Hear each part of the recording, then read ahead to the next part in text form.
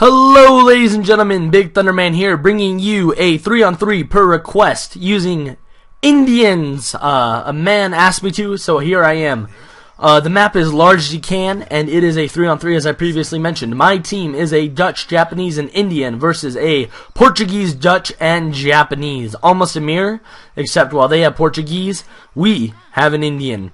Right away, I send all my villagers to wood. Generally with Indians, you want to be making your first villager within 7 seconds. That is correct.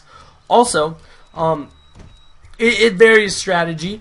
Most Indian players use what's called the 10-10 rush, where you make 10 villagers with your starting wood, put everybody onto food, age up to the second age really fast, and then immediately start put all your villagers back on wood. I kind of do a mix of that this game. It's a 3-on-3. I am not delusional enough to think that my rush will kill anybody. Rather, I know that everybody's going to age up really fast because this is Deccan and you start with extra crates. And I know that everybody's going to have a military very fast, so I am not going to be able to take anybody out. Rather, I want to age quickly but have a strong economy. I definitely started off with a lot of wood, which is a great thing. I believe I start building a house immediately. And let us see. Notice in the chats we're kind of talking about what units we're going to use. It's very important when you're in a team game of any situation or any type to make sure you talk to each other and know what's going on. Red saying he's going to use Cav. I think I said I'm going to use Sepoy, and I believe Orange said Musket Skirms, something like that. Anyway, so the game starts off normally. I did put all my villagers on food immediately. A thing to note is that Indian settlers cost wood, not food. That is correct. While initially it's a hassle, there's actually several key advantages to this. Number one, it makes it very easy to age quickly because none of your food is going to villagers. You know, any food you gather goes immediately to aging. So it definitely allows you to age quickly. Number two, you can make your villagers while aging. You age with Indians through wonders, so the minute I start to age, I then will shift everybody back to wood and start up villager production almost where I left off. Not quite, but fairly close.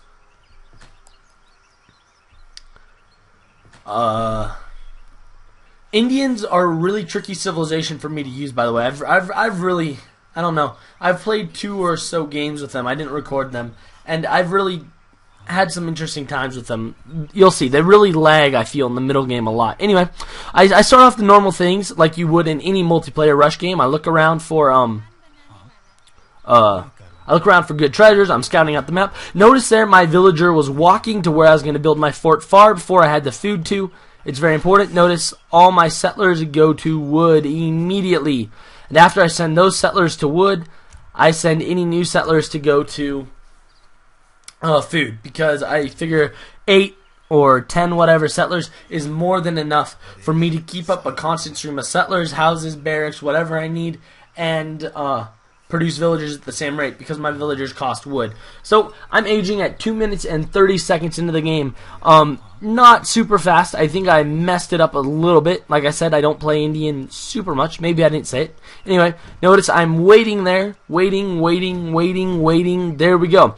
With India, your first card, by the way, always needs to be, I believe it's called Decisive. I'm not quite sure, but it's a wood trickle card. You get the wood trickle, plus you get a villager with each shipment, which is another cool thing that India gets.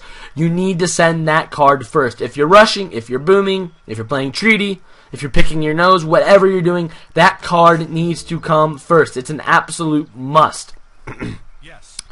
From there, the second card, if you're rushing like I am, usually is going to be 5 Sepoys. You get 2 Sepoys when you age. You will get 5 more from your first card plus a villager, so you're not in a bad position to rush.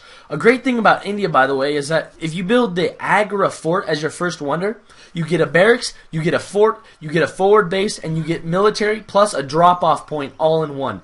It's really a great thing. India dominates the early games, especially in smaller game sizes. And the larger the game size, the harder it is to dominate simply because there's more people. It's easier to repel an attack. I looked there, I believe, just to check who's on my team. I don't think I paid attention to it in-game. When you're in a 3v3 lobby with people you don't know, people are flying in and out. I was just trying to get on the game. I think I was texting my girlfriend when it flashed up the teams at the very beginning, so I didn't notice it. Notice though, I'm aging. I'm about to arrive to H2, and I have 14 villagers. Great thing about India, villager production stays constant. I do make a house, and all is going well. Notice at the top right corner of the map, my explorer is gathering a wood treasure. Treasures can be great game changers, especially with a civ like India. Wood and food treasures are a must. Now, in terms of attacking early age, India's main unit is a sepoy. Sepoys are great units, but they cost, I believe, 90 food and 30 coin. But they are better than musketeers, and they can hold their own against almost anything in this part of the game. Notice I set my home city point to that Agra fort I have conveniently placed right in the middle of the map. It's there for actually several reasons. The first major reason to have the Agra fort in the middle of the map is it's a great forward base. The second reason is it cuts off the other team. Even though I'm not really planning to attack or mess with them that way, they see the fort, they're not going to want to walk within the range of fort cannons. Another thing you may have noticed, if you're watching closely, is I have been using 2 explorers separately. When you're an Asian civ, or specifically Japanese or Indian, you have 2 explorers, generally it's wise to use them separately. It allows you to cover twice as much ground in half the time. You can always meet them up together if you need something. So, Orange does a great thing there. He starts building near me. Notice, at this point, 5 minutes in the game, I have 12 sepoys, 10 there. 2 should have been there. I don't know where they went. And I immediately start walking those sepoys over because I want to put pressure on them. I don't expect to kill anything. I hopefully will sneak behind them, kill a few settlers, really screw one of them up. In the meantime, I am still making villagers. In theory, I should have kept military production up. At this point, with 7 on food, I should have put 1 or 2 on coin and really kept that 90-30 split. So pretty much a 3-4 split, maybe a 3-1 split, because coin does gather slower. I will be looking to build a market and a consulate fairly quickly. Nope, I don't build a market there. Alright, I'm an idiot. But, I'm looking to control the game. I start scouting out the side. I realize, hey, I got wood. These are free trade posts. Trade post doesn't look like anybody's there. If I can get my shipments, all my shipments come with an extra villager. That is great news for me. I kind of did a poor job scouting around my town, by the way. That definitely hurt me. I ran out of herds because I didn't even look near my town. But that's a new mistake. There's no ifs, ands, or buts, I guess, around it. Anyway, villager production keeps steady. I keep making sepoys. I'm low on coins. It's about this point, I think, that I realize, oh crap, I really need to keep the coin production up. Fortunately, I see where Teal's town center is, so I conveniently walk my sepoys right around it and get away. And I think I walk into that house, sadly. But fortunately, I think 10 sepoys is able, yes, 10 sepoys, ladies and gentlemen, is able to kill a villager in a hit. So if you can get 5 sepoys plus your 5 sepoy card, you can one-hit kill all the villagers you see. That's a great convenience. It allows you, if you get advantage of the surprise, to easily pick off 2 or 3 villagers. Notice at this point, I have realized my mistake. I am putting villagers onto coin. I have 9 now on food, getting a good pile going now. I got 2 on coin. I believe Yes, I send coin at that point, realizing, yeah. Anyway, I start walling immediately. It's a 3-on-3, and I find, from my own experience in playing the game, that in 3-on-3s, people don't rush. I mean, what we do is, it's almost like we kind of just have these little border wars and see if anybody screws up badly to the point where we can win. If not, we kind of sit on our own sides, I find. That's at least just my own observation, especially on Deccan, when you start with extra resources. Everybody ages up so quickly, it's just freaking stupid to try to throw in a huge army together, I find. At least. Especially when you got the Portuguese and the Dutch. Both are booming and long-term civs. Tio must have seen me coming. His villagers are in his town center. That's okay. I see Orange building banks like I expected. Him booming. So I'm going to start walking over there. I keep making sepoys and such. And I walk over, hoping to catch some villagers off guards, but there are some skirmishers. Blue was very wise. Blue played well this game. Blue was wise here because he noticed, hey, there's men walking around my base. Hey, I'm building banks here. Hey, if he saw the banks or noticed them, he's likely to come and try to check them out. So I'm going to put his counter there. I killed the villager, and I believe I moved on. No, I didn't. I really should have just killed that villager and moved on. I got distracted. Okay, there we go. I'm moving on now. I kind of hoped to walk in and run away, but blue is chasing me. So definitely a huge bummer there. My economy isn't lagging too badly. I do have 26 villagers. At this point, I should have been making a house. Slightly distracted, but fortunately I have good Sepoy production going. Instead of that trade post, a house would have been a much wiser choice at this junction. Now, interesting note there. They blew walls off their little walkway down there, and that's not necessarily a bad idea. However, here's the problem with that. When you're in a game where it's going to be a stalemate, where it's kind of like, alright, who's really stronger, what's going to go on, you don't want to take the smaller half on the map. You know what I mean? If you wall just your town and don't keep pushing forward your walls or build a big forward base, you really condemn yourself to only have the part of the map that you walled off. It's going to have a huge effect on them as the game progresses. I don't think it has a map. Actually, let me add that. It has an effect. I don't think it's as big as it could have been. But my other teammates played the exact same way. Notice they're sitting in their bases. I was really the one who was kind of like trying to push out and take the middle. I'm a chess player. I teach myself in chess. Take the middle, control the middle, make yourself the opportunities. I did the exact same thing here. I really should have had a market at this point and started buying upgrades, but whatever. Notice good Sepoy production. I don't mind losing those Sepoys because it screwed them up. It distracted them. Hopefully their military stuck there, so not a big deal. I notice Oranges has a truckload of horses at this point. He's doing a great job. I leave those Sepoys there to die. Not really super concerned about them, to be quite frank. And I send Team Medicine. Now, in a 2-on-2 or a 1-on-1, I would not send a medicine card. However, in a 3-on-3, when I'm not concerned about being attacked and I feel like we got the advantage in the position, I'll send the medicine card. Not a big deal. I think I had to do something there or I got distracted. Pink starts sieging and attacking. I honestly, where my men were, it just felt like, you know what, I'm not going to get over there anyway. Why waste my time gallivanting across the map to go help you? I start to walk over there, see what's up. I think I keep building more houses because houses are cool. I'm learning my lesson slowly. I hope you guys are seeing improvement here. Look at the dark area behind my town. Big noob mistake. I should have sent one of my elephants back there immediately to start scouting out so I could see more herds. I don't. Foolish, but I'm doing what I can do. I don't play Indian anyway. I'm already distracted enough by the fact it cost me wood to make villagers, which really at some points was aggravating to me. Sepoy production, though, is going good. I got 500 wood, 500 food. I keep making Sepoys. Even when it's a trickle, I'm always in production. Worst case scenario, I can just throw out some more. I send infantry training there. Arguably, it might have been slightly wiser to have sent a bigger wood trickle card. Not necessarily a bad idea, but whatever. I see purple getting into our town. I really hope somebody's taking care of that. I do not need people shooting up my villagers. That's really be bad. And at this point, I do build a market because I do learn from my mistakes, people. I say something in chat. I missed it while I was narrating because I was feeling good about my market. I got my Sepoys wandering around the map. You might be wondering, what is that? Military exercises? No, that is looking for a forward base. Notice there, I wall off the sides. I'm trying to take control of the plateau. They've kind of condoned themselves behind three thick walls on their side. And while it may seem really smart, oh man, we got 3 thick walls and we're hiding on our side of the map, it's not smart. Because now my team, we have all the resources in the middle of the map. It's a great place to be if you're us. If you're going to hide in your base, I will take the middle of the map and I will build barracks and I will build water parks and whatever else. Not water parks, but you know what I mean. I like to take advantage. Notice there, I immediately, since I noticed nothing going on there, I start walling that off.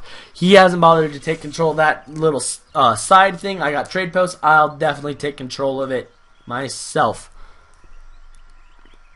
I tell my team there to expand walls, although I miss the E, because really, they're being stupid. No offense, they did play well. I'm not going to reveal the outcome, but they did play well. It's so foolish to sit in your base. Look at all the resources in the plateau. See all the red and the mines and the wood? That's resources. We have a very limited amount in our thing. We should have town centers up there. We should have villagers. We should have barracks. We should have walls. We should have towers. We should have military crawling all over the place.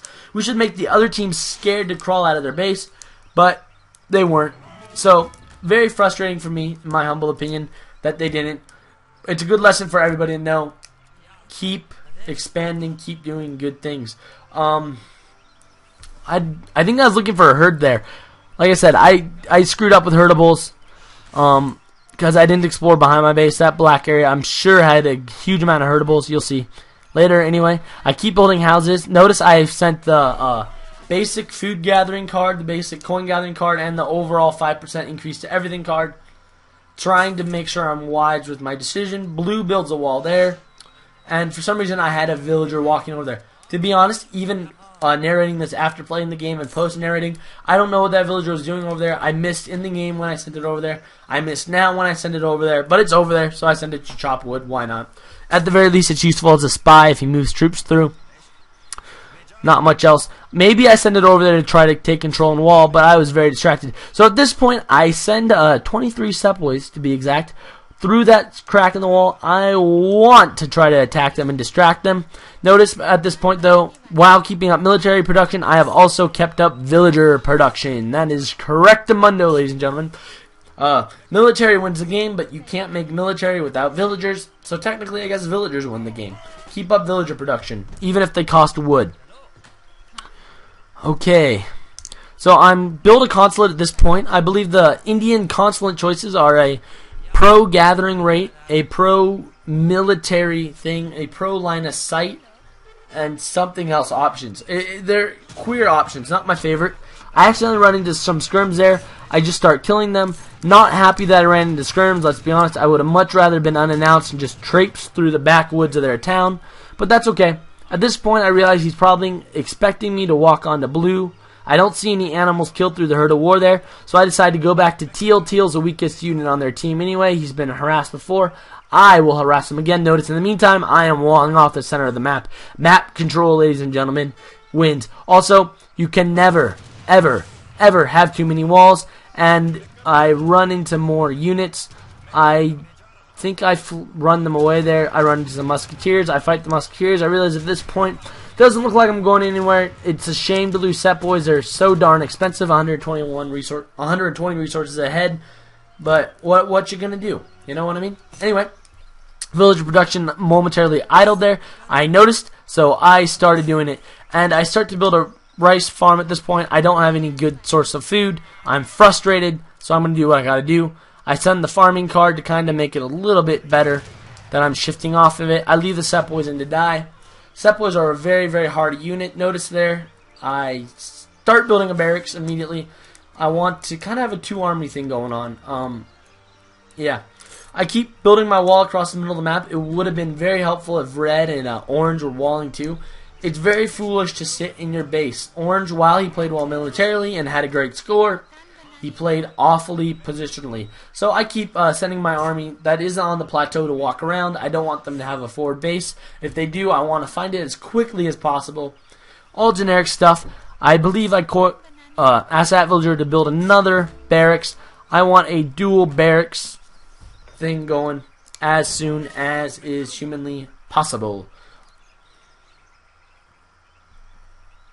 I asked my teammates to help me control the middle. Also, look, in terms of dealing with teammates, if they're complete idiots, you know, ignore them. But if they're asking legitimately something smart, like help me control the middle or we need to wall up, those are requests generally that you guys should follow. I believe I start to build a wall there. Yep, I want to keep building a wall. I want to control the wall. At the very least, it buys me time because they then have to break the wall, and at the very least, it allows me to see more of the map. So, walling, guys, you can never have too many walls. At this point, I don't know what to do with India. Notice my score really just starts to fall behind. And to be honest, that's because I just don't know. I felt like my economy really got stuck there. Maybe I should have stopped making sepoys and started focusing on aging and improving. But I didn't know what to do. So I start to destroy Blue's walls. I keep up my slow but steady stream of villagers. And yeah. I'm sure a lot of you guys are much better with India than I am. If you have any idea what you really should focus on doing in the colonial age, let me know. Keep in mind when you tell me, though, that I had this entire game, even though I'm making villagers and trying to build an economy, I have to assume that they will be attacking at any moment. Even if I only have the 50 men or the 20 men, if they see those men attacking and walking around, it's intimidating to them. So I believe I destroy that wall and back up. I don't want to fight those Japanese units. I want him to look at the 20 men and think that there's another 100 men behind it. You know, it's all mind games at this point, but what you gonna do? Anyway, walls keep going. I have an idle villager, and that's not good. Do I notice him yet? Nope.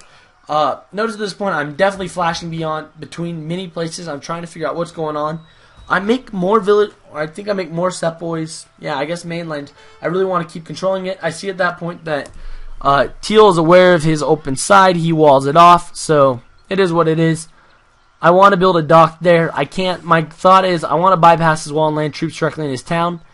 And like an idiot, I miss the middle area that I could have built a dock. So I end up building a dock at the very bottom. I believe that happened shortly. Notice there, Pink is destroying my walls. I guess I understand he had to, but at the same time, it's doing exactly what I wanted him to. It's distracting him and letting me know exactly where he is and what units he has. I saw that he had, I can't think of their names, but he had his horses and he had muskets. Anyway, I start to build a dock at the lower crossing. If you didn't know you can build docks on Deccan, you can. And that was an idiot move. I should have built it on the middle crossing. I'm going to end up building a ship there. And an awful noob mistake and not even be able to use it. And it will sit there idle for the rest of the game. Anyway, I picked the French, by the way, as my consulate ally because they do provide a 5% bonus to gathering rates. Gathering rates, I figured, would be a good advantage. I keep making men there. My hope is that at one point in time or another, I can really start some pressure. I think at this point that Orange is going pure economy. He has a lot of men in the middle, but his economy really is just getting a ton of focus. He's doing a good job. I'm still in the second age. In reality, I should have aged much faster, but I didn't know what I was doing. I keep making men. I was trying to pressure. I felt like I like the tempo. I don't want to sit there and wait for them to attack. I constantly want to be attacking, growing, being aggressive. It's the kind of player I am, and to my fault, it's actually caused me my downfall many a time. But in this game, I felt like it was the right thing to do. I send 18 men, by the way, down and around. I want to bolster that force there. I really want to be able to grow that force. I'm thinking, all right, I got a ship coming. I'll just sail right on. It never even occurs to me that there's that crossing in the water, or a ford, I believe it's called, so I can't do it. I keep making units. I keep upgrading things. I upgrade my trading post. I want to get resources faster and experience and cards. I'm doing the best I can, even though I don't really know. At that point, by the way, I'm using that villager to scout because I couldn't find my elephants. And look, there are herds back there, and I felt like an idiot at this point in time. I was on rice paddies, and there was herds.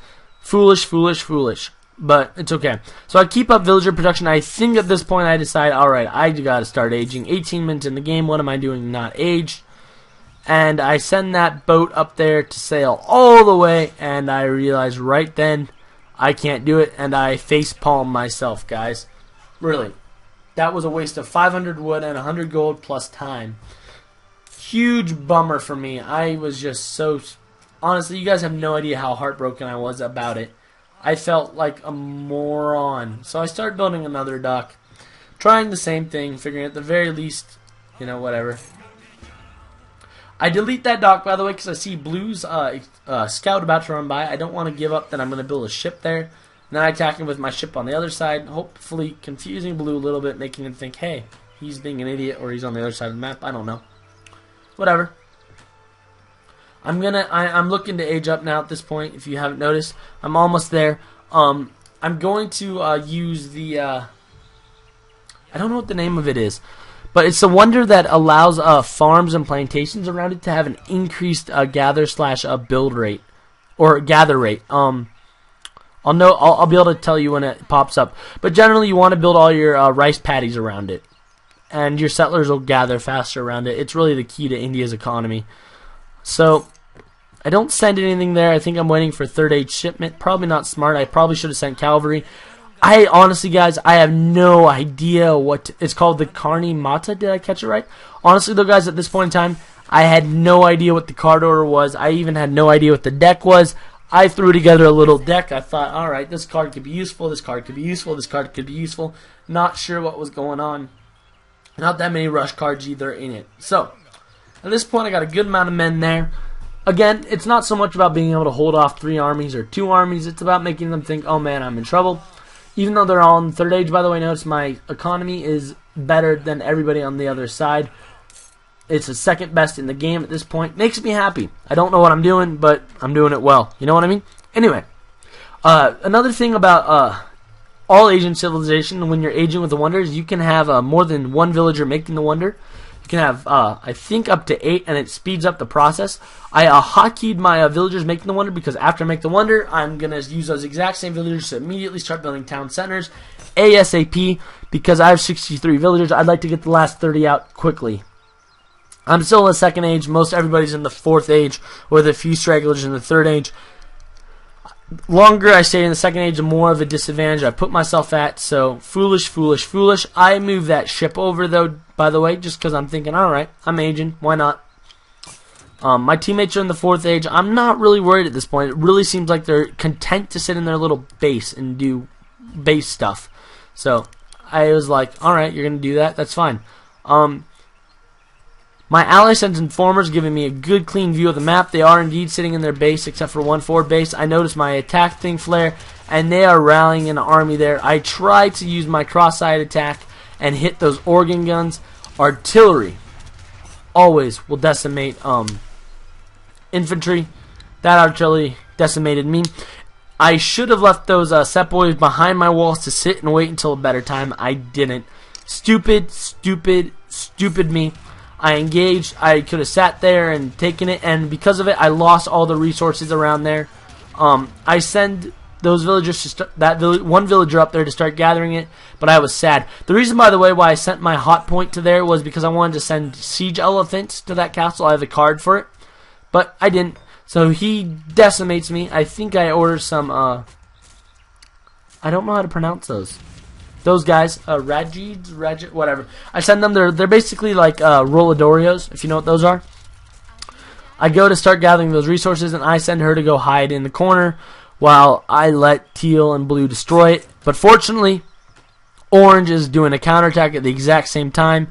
Works out for me. Notice, by the way, I am building all my rice paddies around the city. I'm making more sepoys at my fort, and I'm going to send those sepoys immediately to follow in orange. I've also sent battlefield construction. Battlefield construction allows my units to make barracks in the field. Really a great saving grace for India. Their military train's so stinking slow. It's one of the things I despise about India. It allows their military units to build barracks, stables, and castles. Good. I destroyed that town center right there, by the way, before it gets built, so I can get the wood back. Because I don't want to build it right next to the wonder, I want to be able to sneak in another plantation there. I make sure that villager production keeps up. Orange at this point is about to rip through those walls. Good times. My sepoys are following and are about to get in. Those are organ guns and tons of units over there on the side of that. I don't know what exactly he's trying to do there, but that's okay. Because he wants to do randomness, he can do randomness. I think I had something to say there, and then I realized, nope, there's nothing to say. I'm going to run in and hopefully just start throwing up some barracks. I get all my town centers up. I queue, I think, 5 or so from each town center. My biggest goal was to be able to let my economy be on autopilot for a while. I buy the upgrades, I believe. And I think I send wood, coin and wood. Interesting, I'm low on coin. So I definitely decided to send coin at that point because I felt I desperately needed it. Especially if I was going to get any of my better units in on the game. It starts to lag out here. I missed this, actually, by the way. I tried to edit this to the best of my standards, but I didn't. I missed it because nobody dropped out, so it didn't pop up. So it's okay. But fortunately, nobody dropped out, so it's all good. So immediately, look at this. Barracks start appearing in their town, and now they're going to get a fistful of sepoys. Notice, by the way, I have 140 population out of 130. I have no idea how that happened. I'm frustrated. I noticed that. I look at it. I'm like, ah. So immediately I'm going to start building houses. Or I'm going to look at my town center and debate about which cards to send in which order. I think I start building the stable. What am I doing?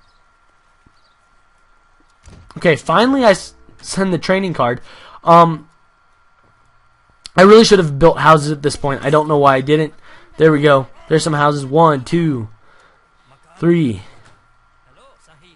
I send another villager. I want 2 villagers. Alright, so I'm desperately trying to get villager houses are going. I'm moving the Sepoys, and in comes some units. Even though he has a slightly bigger force, I think, or we're about equal, Sepoys decimate them. Sepoys are an all-around great unit. They are truly worth the cost of 90 food and 30 coin. Sepoys will not let you down. I keep building rice paddies around my wonder to get the increased gather rate, and I'm happy. And there comes some organ guns. So I build one of my favorite units in the game, Mayhout. I don't know how to say it. Mayhout Lancers. They are absolutely monsters. Over 1,000 HP. They take 7 up. They take 7 population. But they will stomp through artillery and infantry fairly easily. So I noticed at this point that Teal's trying to kill my units and kill my barracks, which is good because I'm training cavalry. And I'm happy. Yeah, he's not even touching the care of... I don't know how to pronounce it. India, by the way, has really weird unit names. I'm sorry, guys. I didn't really take a look and think about how to pronounce them. He's destroying the barracks. He's probably thinking in his head, "Oh man, I'm taking control of this game." By this point, by the way, I have my full 200 population. I have 85 villagers. I think I queue up some more, just 5 more from each spot. 5 more, 5 more, and 5 more, and that will cover me. And I make sure I keep buying the necessary upgrades. He keeps moving on. He's going barracks to barracks, trying to kill out the units, thinking this is going to work out for him. But he's going to have a surprise. Look at these bad boys. And watch them stomp through his artillery. Dead. Dead. Dead. And dead. So definitely decimating. These guys are absolute monsters. There's cards and stuff that make them better and lower pop and train faster. I don't have any of them. I really just conjured them up because I thought, hey, I think we got this game. It'd be fun to use them in a video. I've shown Sea War. I've shown infantry. It'd be nice to show some elephants. You know what I mean? I want to keep the video interesting. That's really a huge reason why I went for Lancers instead of just trying to spam muskets. Also, it was the smart thing to do there. So, no big deal. I keep making more things, and I walk my elephants into his town. I start killing things, and he has units in pursuit. I walk my elephants away. Elephants aren't as fast as cavalry, but I believe they are faster than infantry. Don't ask me how that works. And I realize just then I have 35 Sepoys sitting there. I'm frustrated by myself for having Sepoys just wandering or sitting there not doing anything. I totally missed it. Red realizes at this point that we won, and I completely agree with his synopsis of the scenario. It looks like we definitely have this in the game. Or in the bag, not in the game. And Orange makes one of the cockiest statements I've ever heard, but that's okay because he played well. I don't even know how he got so many cavalry out there, but he did. Anyway, there comes some Castadors. I decide to walk towards my elephants, have my elephants walk towards me, hoping that I can do one of the switch things where he pursues and then I kill him. So I send those units to go fight, and look at that. I just start stomping all over them. Elephants decimate light infantry. They just absolutely decimate light infantry. If you're light infantry, don't go up against elephants, please. Well, you can if you want the Indian player to win. If you don't want the Indian player to win, please don't do it. You're going to lose all your men. Anyway, so I make 99 villagers. A general rule for you guys in terms of playing any civilization, in general, it's be smart. Make your market upgrades. Keep making villagers. Be smart with your military. I don't use India ever, but I was able to play fairly well, have a good economy and such because I was able to just make villagers and try to be smart. Also, if you can, pay attention to what unit costs are. I planned to spam Sepoys, so my economy was fairly geared to spamming Sepoys. You know, general smart stuff. So I start picking them off. Pink at this point is out, which is very, very good. My Sepoys are now dominating, and I'm ordering 5 more Mayhout Lancers because I enjoyed using them the first time around. Sepoys keep pushing them. I did upgrade them. Generally, you should keep upgrading your units as you age, and generally you shouldn't be several ages behind like I am. Learn from what I tell you to do and not from what I actually do, please, ladies and gentlemen. So at this point, it's academic. You know, we're cleaning it up. So, as always, map control wins the game. You know what I mean? It's you don't realize how much of an impact it has on your economy until you are sitting in your base. Your economy's behind, and you're getting attacked by a lot better units or a bigger number. You know what I mean? Having better resources does it, and there comes more cavalry from orange. Very impressive. He did a good job. Yeah, he really did a good job. Me and orange really carried our team. I think red did attack several places, kind of missed it at times, but I'm sure he did a lot of good things. I hope he did a lot of good things. I'm looking around there for cards to send. I start to send that card, but then I send my elephant raised attack card. I'm just having fun with the elephants, you know. I'm stomping over people. I'm pretending I'm Dumbo. Fun stuff at this point. Although their team did do a good thing. Notice blue's buildings in Teal's town. Wise move, especially when you're on a border town or you're in front. Put barracks in your allies' town. Make it easy for them. Don't leave them out to dry. If they get double or triple teamed, you want to be there to protect your ally. You want to be a good teammate. You know what I mean? Especially when you're playing with strangers. Don't be a jerk. Don't demand things. Be a good teammate. Generic stuff. So at this point, I think I built another castle. I want to get some siege elephants out there. And blue says orange is cheating, and I was like, what? I missed that one. Oh, by the way, I didn't bother to age, and I didn't age because the game was over. There was not really a huge point or purpose to aging at this point in the game. You know, it was like, we got the advantage, so it is what it is. I mean, if there was a single chance that they could push back or they could win, definitely you should age. Don't be stupid about it. But they couldn't push back. It was 2-on-3. We were far superior. Even I was far superior and not age. So it was just been a distraction of time. I really need to focus on routing and killing people. And that is the game. Thank you, ladies and gentlemen, for watching. I'm very disturbed, by the way, by the allegations of orange cheating. I do check the post game carefully to look and see. So I look around the map just to see what's up, just to get a feel. I noticed I had 10 idle villagers. Shame on me. You really should never have idle villagers. And I looked there. Orange has the most resources. I had the most military. Slightly surprised there. But I keep looking, thinking, trying to crunch numbers. And I look and I see I am very, very close to him in resources. I'm only 3,000 behind. So I think, considering the fact that I saw him make nothing but cavalry, it's very possible that he had that legitimate cavalry. Also, for most of the game, it seemed like he was only focusing on economy and then that cavalry. So, not disturbed at all. I don't think he was cheating. It didn't look like he was cheating. Maybe he did, maybe he didn't. But that doesn't look like cheating, you know what I mean? It looked like he just played very well and they got pissed off about it, you know? So that was the game. Anyway, I'm sorry this is late, guys. I've had some technical issues. My internet, it really has been doing this weird thing where it starts to go, then stops to go, then starts to go, then stops to go. It's been a huge problem. Anyway, I'll be bringing you one more match with Indians and then British, and that's that. So, question of the day. What is your favorite unit? I have two favorite units. One of my favorite units is the Indian Siege Elephant, which you didn't get to see this game, simply because I didn't get a good chance to field it. And my other favorite unit is a Russian Sterlet. So if you would go in the comments, tell me what your favorite unit is and why, I would appreciate it. Anyway, thanks for watching, and please leave a like, a comment, and subscribe. BigThunderMan, out.